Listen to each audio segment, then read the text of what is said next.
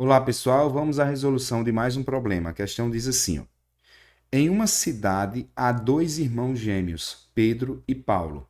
Pedro sempre mente e Paulo sempre diz a verdade. Uma pessoa fez duas perguntas a eles. Um dos irmãos respondeu a primeira e o outro a segunda. As perguntas foram: Seu nome é Pedro? A segunda pergunta foi: Como seu irmão responderia à primeira pergunta? Pode-se afirmar que, aí vem aqui as respostas, se foi um sim, se foi um não, certo? Então temos duas situações aqui, pessoal. Eu não sei quem é a primeira pessoa que respondeu, certo?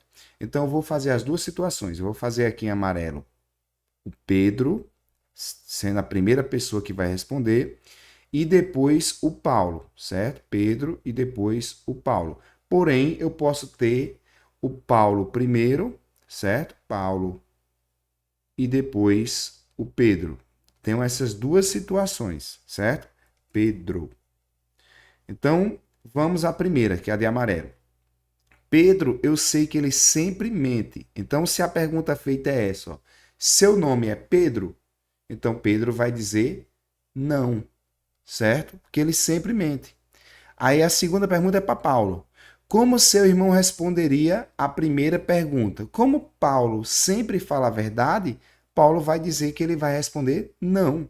Então, é não e não, certo? Cuidado, tem uma opção que diz aqui que é não e não. Beleza? Mas vamos analisar o restante. Agora vamos fazer essas perguntas ao Paulo primeiro. Paulo sempre fala a verdade. Então a pessoa chegou e disse assim, ó: Seu nome é Pedro? Como o nome de Paulo não é Pedro, ele vai responder não, certo? Não. A segunda pergunta vai ser para Pedro, certo? Aí faz assim, ó. Como seu irmão responderia à primeira pergunta?